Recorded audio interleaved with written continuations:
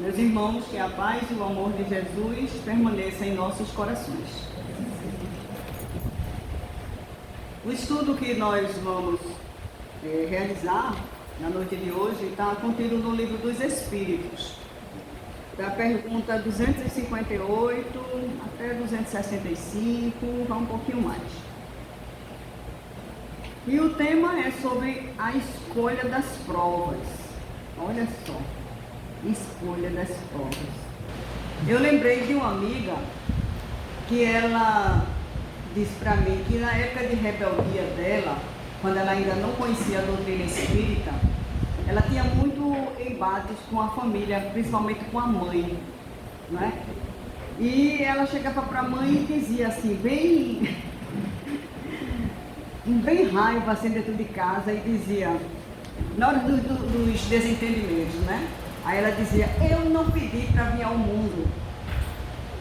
Então, se me colocarem no mundo, então vocês que me aguentem, vocês que me suportem, vocês não estão nem aí, eu não pedi para vir. Aí, ela disse que ficou, depois o tempo passa, né? E ela, aquela frase, ela se repetia muito com isso, porque ela se sentia realmente desse jeito. Olha, não me trouxeram ao mundo, então agora me aguentem. Vejam só, né? Então, na fase de rebeldia, depois, com o tempo, ela conhece a doutrina espírita, e aí ela vai encontrando as respostas para as suas indagações. Porque é uma doutrina realmente esclarecedora e libertadora, né?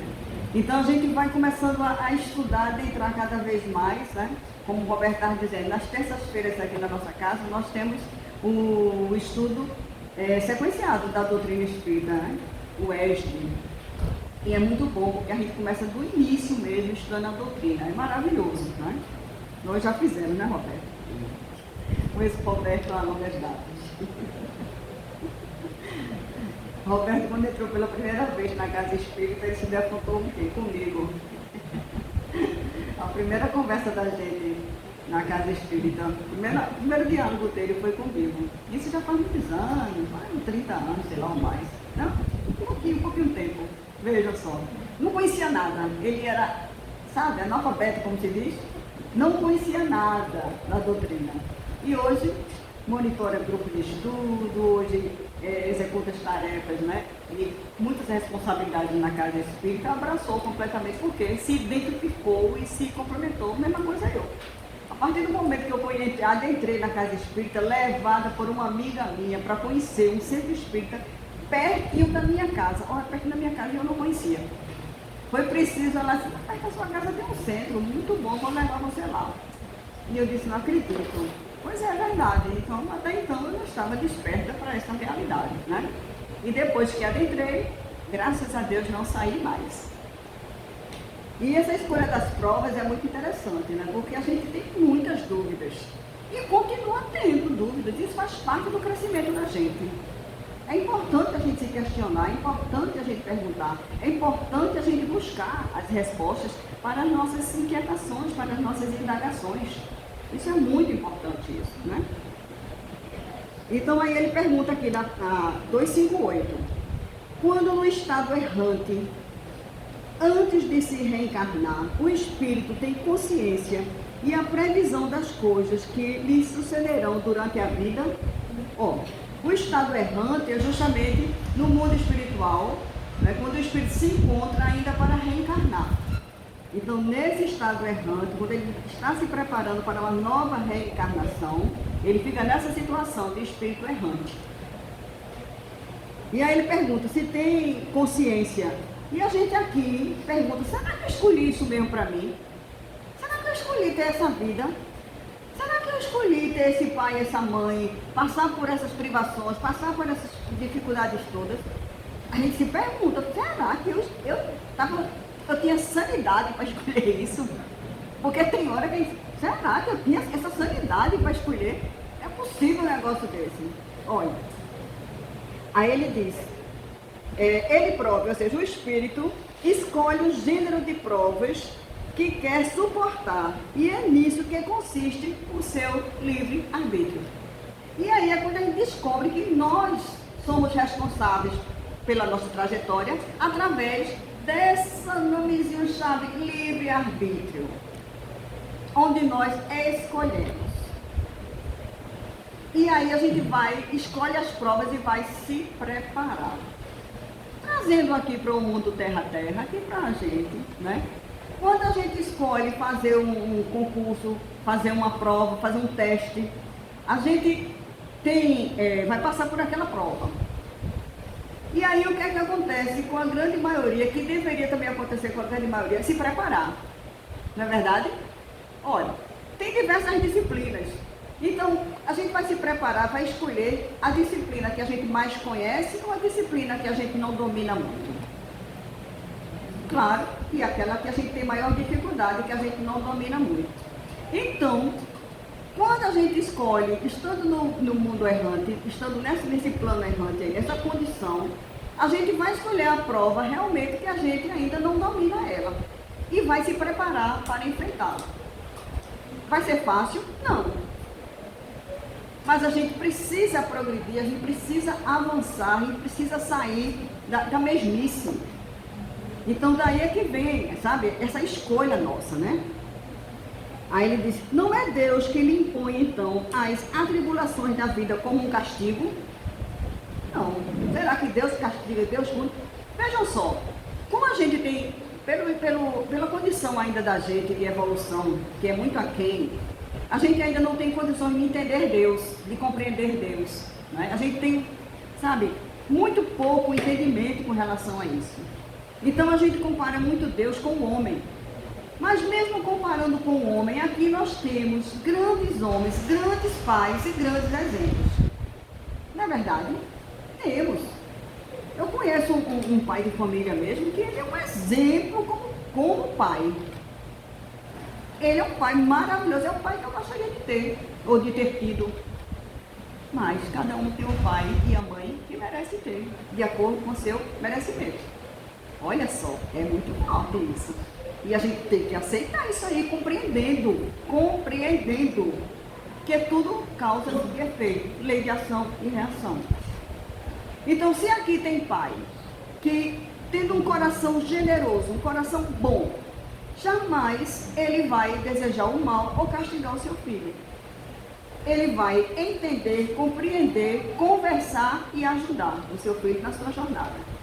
Imagine Deus. Imagine Deus. Então, um pai aqui, compreensivo, um pai amoroso, ele jamais pune o seu filho. Lembra daquela parábola do filho pródigo? O filho que volta para casa. Como é que o pai o recebe de volta? Assim mesmo é Deus. Nos recebe sempre de braços abertos, nos dando novas oportunidades. E o irmão dele, como foi que entendeu aquela lição ali? Aquela volta daquele irmão, ele aceitou? Não. Não aceitou. Então, muitas vezes nós não aceitamos os nossos pais, não aceitamos os nossos irmãos, não aceitamos os nossos familiares. Muitas vezes até debandamos de dentro de casa, abandonamos, porque não aceitamos a família que nós temos. Mas é a família que nós temos. É a família que nós precisamos e merecemos ter. Essa é uma grande verdade. Então ele diz, não é Deus que lhe impõe então as tribulações da vida como castigo. Aí ele diz, nada ocorre sem a permissão de Deus. Pois é Ele que estabelece todas as leis que regem o universo. Perguntai então, por que fez tal lei ao invés de outra? Dando ao Espírito a liberdade de escolha, deixa-lhe toda a responsabilidade de seus atos e suas consequências, de maneira que nada entrava o seu futuro. O caminho do bem, como o do mal, lhe está aberto. Se sucumbe, resta-lhe a consolação de que nem tudo se acaba para ele.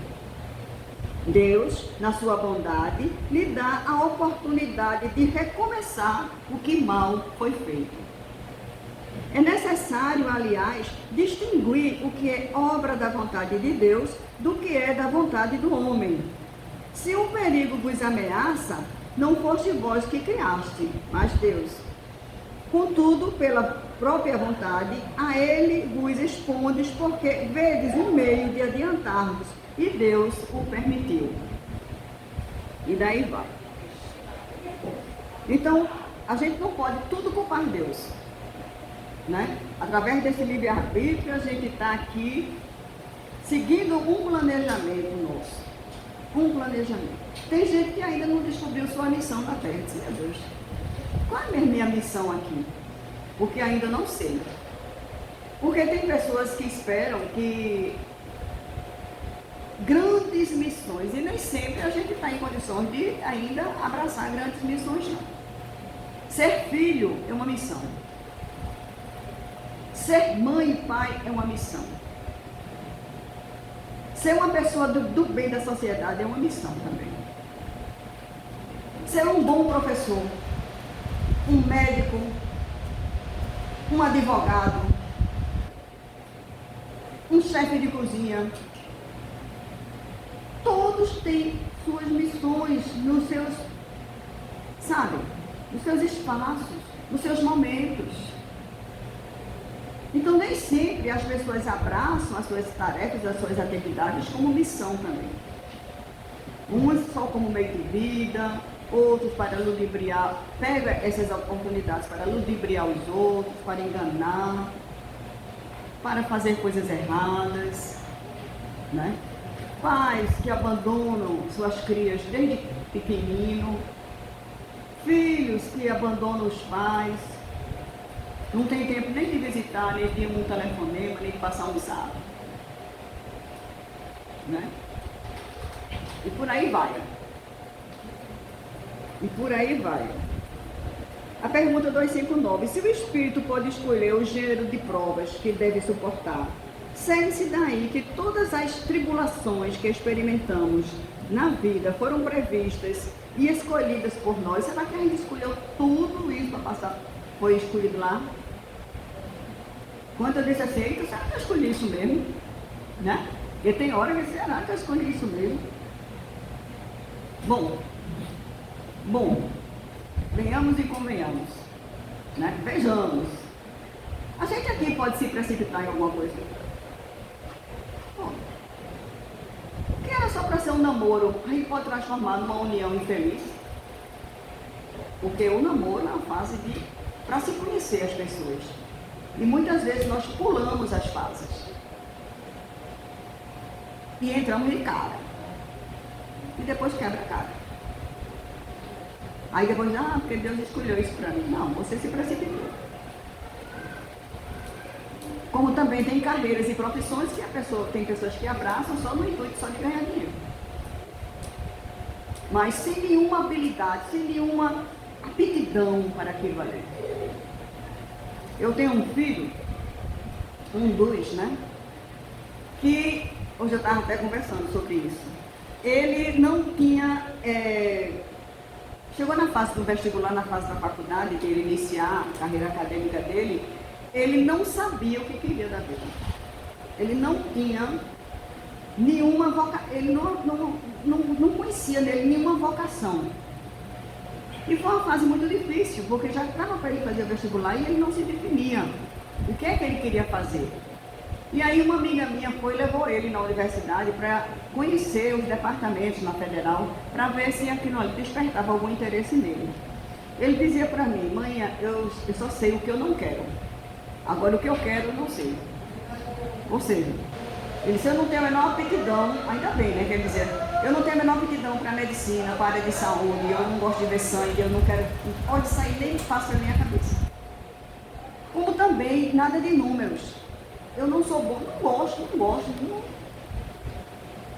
Sim, tudo bem, vamos tirar isso aqui, essas, né? E mas você tem interesse por alguma coisa? Não tem. Olha, me deu trabalho. Me deu trabalho, viu? Eu comecei a sentir uma angústia, né? Porque o capa já é crescido e ainda não tinha determinadas tendências para... E aí, vamos fazer o quê? Bom, terminou ele fazendo psicologia. Foi fazer psicologia, foi um dos melhores da turma dele, foi laureado. Desenvolveu a oratória junto com a doutrina espírita. Que é uma das coisas boas foi ele desenvolver a oratória. Nos trabalhos de turma, nos trabalhos de equipe, ele sempre é escolhido para falar, para representar, para tudo. Aí vamos fazer um trabalho dentro do quartel militar no sei de onde. Você vai falar, eles falam. Porque ninguém tinha moral, mas ele tinha. E isso foi facilitando, ele foi desenvolvendo cada vez mais. Formou-se, não desenvolveu, não aplicou na vida diária dele, assim, não foi consultório, nada, não foi trabalhar na área de psicologia. Mas, do emprego que ele arrumou, do segundo emprego, ele foi fazer um teste numa empresa, tinha 200 candidatos para 14 vagas. E foram feitas as etapas, e uma das etapas era, olha, está aqui o material, você vai preparar e vai dar uma aula no auditório. Para ele foi maravilhoso, né? E aí ele conseguiu. Tirou a nota máxima. Hoje ele está como gerente geral dessa empresa. Isso há mais de 15 anos que ele está trabalhando nessa área, sempre crescendo, sabe lidar muito bem com as pessoas, tem uma sensibilidade para com o próximo muito grande, sabe? Então, assim, para ele liderar pessoas e gerenciar pessoas, ele é maravilhoso.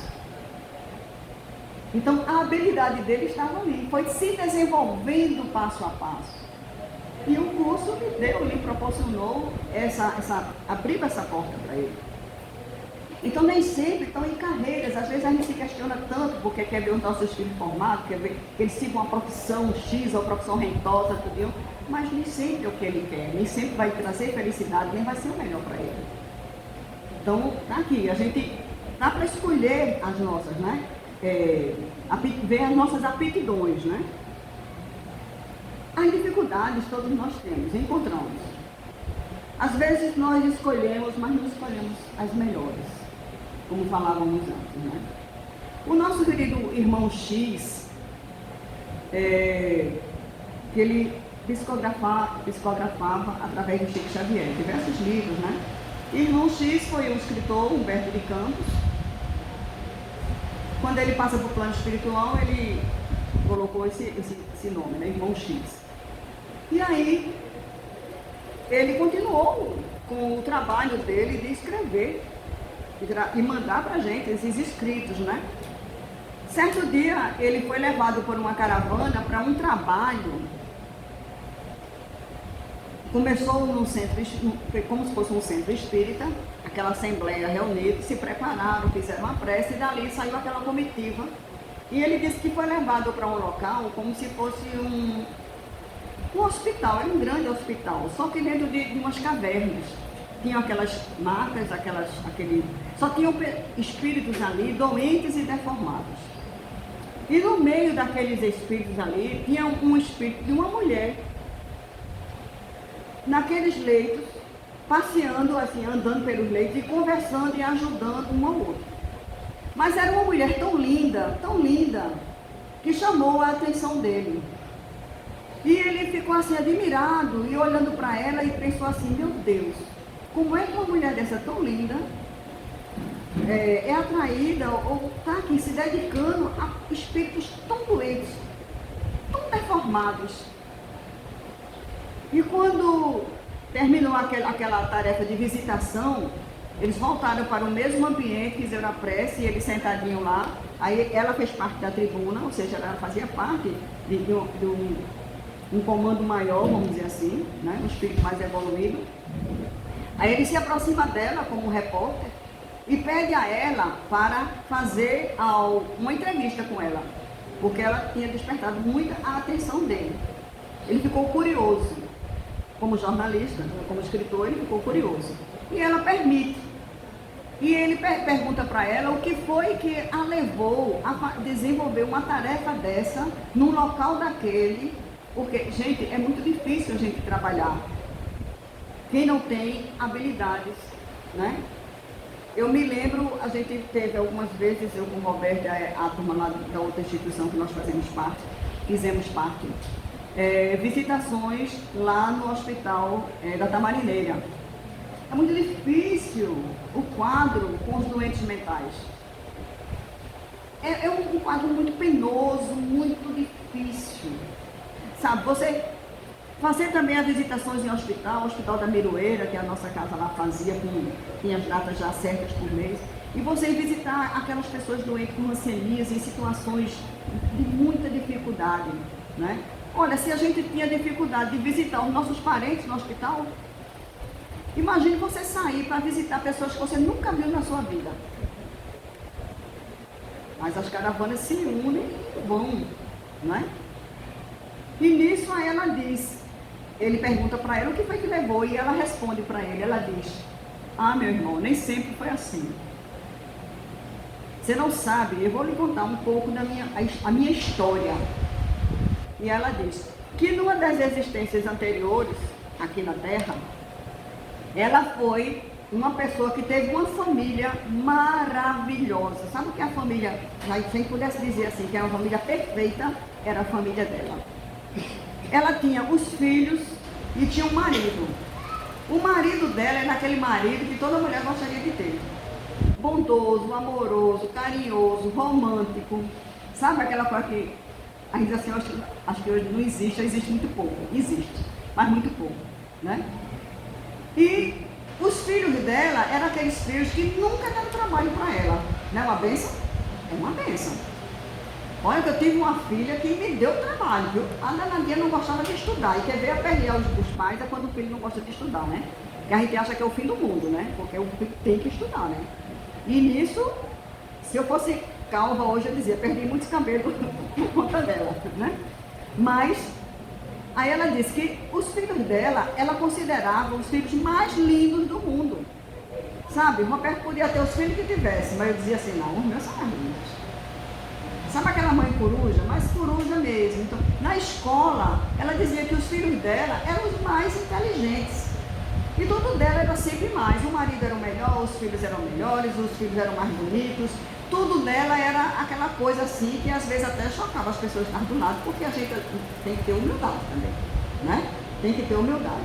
Só que esse marido maravilhoso que ela tinha, ela foi começando a desenvolver um controle sobre a vida dele, sabe? Ou seja, ele era evoluído, mas ela não era, tanto quanto ele. E ela teve a capacidade de um dia sair de casa e ir até o trabalho dele e marcar o tempo que ele gastaria de transporte para chegar em casa. Para ela poder, ela controlava e dizia, tá hora, ele largou agora. Bom, agora ele está fazendo isso, isso e isso. Então ela estudava meticulosamente todos os passos dele até chegar em casa. E se ele se atrasasse ou ficasse mal com ela, a situação já mudava de figura. Então isso gerou muito transtorno na vida de casal, porque essa coisa de controle é algo terrível na vida das pessoas, né? Gera muito problema. E acontece o seguinte, que todos nós aqui, ninguém fica para semente, né? A gente vai ter que retornar mais cedo ou mais tarde. E aconteceu com ela também, não foi diferente. Ele desencarnou, os filhos também desencarnaram e ela desencarnou por último. Quando ela retorna para o mundo espiritual, né, ela não teve o merecimento de, na próxima reencarnação, ela seguir tendo aqueles mesmos filhos e aquele marido. Porque ela não valorizou. Ela quase que destrói aquela família. Então veja. Então ela não conseguiu evoluir nessa vida tão aparentemente perfeita para a gente, e ela não conseguiu acompanhar, porque ela era aquém aquilo ali. Então ela teve exemplos muito bons, mas ela não conseguiu acompanhar. E aí ela precisava reencarnar novamente. E aí veio o quê? O planejamento para a próxima existência. Só que ela já tinha falido em outras com relação à família. E aí a espiritualidade diz para ela, você quer que a gente escolha? A gente pode escolher para você. Porque você sabe onde você erra, onde você cai. Ela disse, sei. Então eu entregou, né? Para que o anjo da guarda dela, a equipe, né, da reencarnação, fizesse aquele planejamento para ela. E aí foi feito o planejamento. Ela reencarna. Só que, vejam o planejamento, como aconteceu. E quando a gente pergunta, eu escolhi mesmo isso para mim? Então, quando a mãe dela descobre que está grávida, o pai da criança, que eles não eram casados ainda, naquela época, abandona e já não quer saber da filha, já não quer saber dela, nem quer saber da mulher. Foi um caso fortuito. Ela, quando vai ter, a mãe dela, quando vai ter, a dar a luz a ela, desencarna do parto. E ela reencarna já órfã de pai, que o pai abandonou, sumiu da vida da mãe, e órfã de mãe, porque a mãe desencarna do parto. Ela nasceu órfã de pai e mãe. Só que a tia dela, né, a irmã da mãe dela, foi chamada e assumiu a maternidade dela. Só que já tinha mais 2 filhas. E essa menina foi criada naquela família como um peso, porque não teve um planejamento deles. Então, como um peso, como diz assim, a gente não pediu, né? Então a gente teve que aceitar, foi uma circunstância, mas não tinha um amor por ela, não desenvolveram nenhum amor por ela. E criaram ela da situação assim, de muita penúria, de muita indiferença. Ela foi tratada como, cresceu para servir os donos da casa, para servir as irmãs. Lembra aquela história infantil, né? Da gata, né? De Cinderela, pronto, de Cinderela. E aí, muito parecido com essa história. E ela passa horrores. Quando ela já está ficando mocinha, os pais adotivos, né? Conversam entre si e dizem assim, olha, está percebendo que ela já está ficando uma mocinha. Então, antes que ela se perca no mundo, a gente é melhor arranjar logo um casamento para ela, segurar logo isso. E aí conseguiram um marido para ela.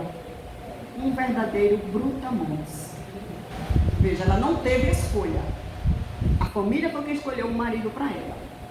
Ela foi obrigada a casar com esse homem que não era delicado, não era educado, não era gentil, não era carinhoso, era um brutamontes, que ela mesmo disse. Ele era um brutamontes. E com ele, ela teve 5 filhos. Seguidos. 5 filhos.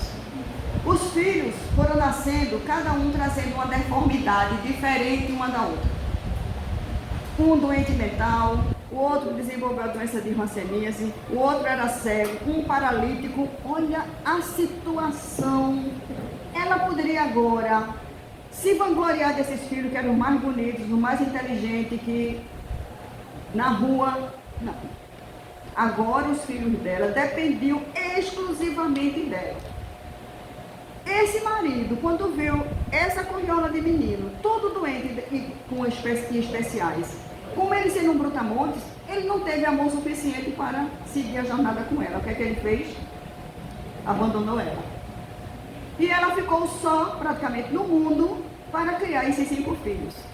Uma coisa boa que ela desenvolveu numa das existências anteriores foi o instinto da maternidade. Ela era feliz por ser mãe.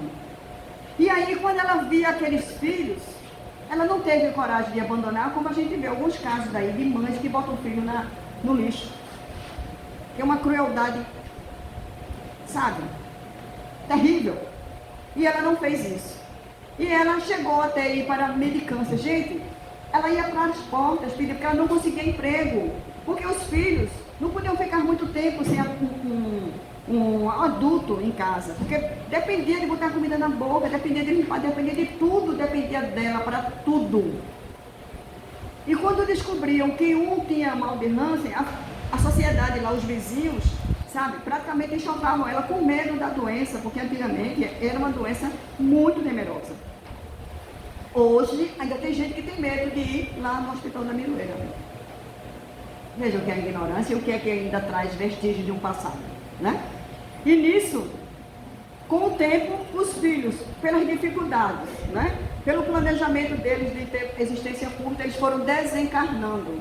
E ela desencarna aos 40 e poucos anos, 44 anos mais ou menos, ela retorna ao mundo espiritual. Veja as condições dessa existência que ela teve. E quando chegou lá, sabe o que aconteceu? Aqueles filhos que ela abraçou, que eram especiais, estavam esperando por ela. Gratos por ela não ter abandonado. Gratos por terem conseguido completar as existências anteriores, porque aquelas deformidades todas foram provocadas por suicídio no passado. Vejam só. E esses espíritos que serviram de como filhos, saíram de onde? Daquele hospital, daquela gruta, daquele local onde só tem espíritos deformados. E ela se sentiu tão feliz, porque agora ela venceu aquele orgulho que ela tinha antes, aquela vaidade que ela tinha antes daquela família. Cuidado com as vaidades, cuidado com os orgulhos exacerbados que a gente muitas vezes alimenta por casta de família, de cor de pele. Gente, tudo isso aqui é passageiro. Tudo isso aqui é passageiro. Todos nós somos irmãos, filhos de Deus, a oportunidade para todos. E nisso, ela agora, como ela conseguiu evoluir nessa última existência, com todas essas dificuldades que ela passou, vejam, ela não arredou o pé, ela não abandonou, e agora a espiritualidade disse, você agora merece, na próxima, voltar a ter aquele marido e os filhos, porque eles te aguardam. E agora você pode ir ao encontro onde eles se encontram agora, porque eles estão mais evoluídos, mas você também evoluiu. É a lei do amor, gente. O amor não se destrói, né? Com as existências, com as mortes físicas que nós passamos aqui. Muito pelo contrário, né? Então, nisso, o que é que acontece? Ela diz para o irmão X, foi isso. Então, agora eu tenho a oportunidade de ir ter com eles. Mas aí eu pedi aqui aos mentores para que me deixasse por mais um tempo para auxiliar a esses irmãos que se encontram aqui, ainda em situações tão penosas. Porque por isso, meu irmão, você me viu ali naqueles leitos, cuidando daqueles doentes. Porque o sentimento de gratidão dentro dela estava muito grande. Sabe, o amor que ela desenvolveu mais ainda para o próximo. E às vezes nós vemos pessoas com necessidades especiais dentro dos lares, né? E a gente fica assim, meu Deus, deve ser muito difícil lidar, né, com uma criança, um espírito dessa natureza. Graças a Deus que hoje está cada vez mais a medicina e a ciência evoluindo para se diagnosticar, e hoje assim está se desenvolvendo de uma maneira para ajudar as famílias, as escolas, para ajudar essas criaturas para se desenvolverem, para a gente saber conviver, para buscar os direitos, desenvolver cada vez mais a empatia, o amor, a tolerância, a paciência, né? Eu digo assim, até tem uma dessas perguntas aqui no Livro dos Espíritos que diz assim, o espírito encarnado pode solicitar na sua próxima reencarnação, a sua prova, né, para a próxima encarnação. Aí ele diz o seguinte, porque eu disse isso para mim assim, eu preciso reencarnar muitas vezes ainda como mãe, porque o bichinho difícil, né? Ser mãe de criaturas assim, bem difíceis, né? Diferentes, e assim, a gente precisa ter muita paciência. Então assim, como eu não sou muito paciente, eu preciso desenvolver mais a paciência. Eu acho que filho me ajuda, vai me ajudar a desenvolver mais essa paciência, né? De amamentar, gente, é divino, maravilhoso, mas dói pra caramba. Dói demais, dói muito, dói. Eu chorava, lá quando desciam, né? Porque o peito rachado, sangrando, e você tem que botar na boca da criança, é uma coisa assim, sabe? De um sofrimento muito grande. As dores do parto, as dores das cirurgias, as recuperações da cirurgia, você tem que segurar o menino, operada. Coisas assim, que eu disse, meu Deus do céu, sabe? Era muito difícil, e depois, assim, quando você não tem um companheiro que lhe ajude muito nas tarefas de casa, você tem que se tornar uma super mulher para, sabe, trabalhar com as tarefas, a menina na escola, vai menino para médico, você trabalhando o dia todo fora, fazendo faculdade à noite, lutando e enfrentando uma jornada tripla. É muito difícil para a mulher. Então, tem homens que, graças a Deus, já evoluíram muito e ajudam e participam dessa jornada, porque não é fácil não. Tem mulheres que têm depressão pós-parto, doenças mentais que desenvolvem, Porque é difícil, é muito difícil, né? Então, assim, tem que ter muito cuidado, muita atenção, a família ajuda, tem que ajudar, tem que estar próximo, tudo isso é muito importante para a gente superar e vencer aquelas fases, que tudo é fase aqui na vida da gente. E voltando para a pergunta, que diz assim, será que a gente aqui, encarnado, já pode escolher da próxima? Ele diz o seguinte, que quando a gente desencarna, a gente aqui, quando está revestido do corpo de carne, a nossa visão é limitada. Sabe? Limitada. Quando a gente desencarna, que a gente está livre, a gente vê as coisas com muito mais amplitude. A gente vê, sabe, coisas que a gente vê aqui tão pequenas lá, e diz, não, isso aqui eu tiro de letra. E aí quando vem para a realidade aqui, nem sempre consegue tirar de letra. Porque nem sempre é tão fácil. Né? Feita aquela criatura, como é que tem gente que pede para reencarnar entre malfeitores? Porque traz tendências ainda do roubo, traz tendências ainda da violência, e aí ele acha que superou aquilo ali, porque ele, não, eu vou viver no meio e não vou ser um produto do meio. E vou superar. No livro Céu e Inferno mostra um caso desse, onde a espiritualidade conversa com ele e diz ainda que ele não tem acontecido. Não, mas eu tenho. Sabe aquela pessoa que você está mostrando e ela não aceita, não acredita, ela só acredita nela, então a espiritualidade, aquele livre-arbítrio, respeita-se e vai. E aí, ele quando estava jovem, né, a influência do meio foi muito forte. E ele foi ladeira abaixo. Se envolveu, né, foi atraído por aquelas más tendências, ele já tinha má tendência, e aí ele deu vazão àquilo ali, voltou, a situação muito mais penosa e difícil. Porque ele era uma pessoa prepotente, ele não tinha humildade para reconhecer, eu sou fraco nisso, eu sou fraco na bebida. Olha, eu sou fraco na bebida, então eu não vou beber. Porque eu sei que a bebida pode me levar para um caminho sem volta. Outros reconhecem, eu sou fraco no sexo. Sabe, eu sou fraco no sexo, então eu tenho que ter muito cuidado para não me deixar levar pelas seduções, pelos devaneios do sexo. Eu tenho que ter responsabilidade, porque termina enveredando por um caminho totalmente errado. Num dos livros de André Luiz, mostra um caso onde o espírito ele precisava reencarnar e ele precisava não ter contato, não ter atividade sexual, porque era onde ele falia, era através do sexo, ele falia. E aí a espiritualidade sugere, ele abraça, né, que no próxima existência ele não teria no planejamento dele um casamento. E ele iria ser padre. E a igreja onde ele iria trabalhar, iriam surgir crianças e ele iria adotar, abraçar 5 espíritos como seus filhos. E dar toda a atenção e condição para aqueles espíritos.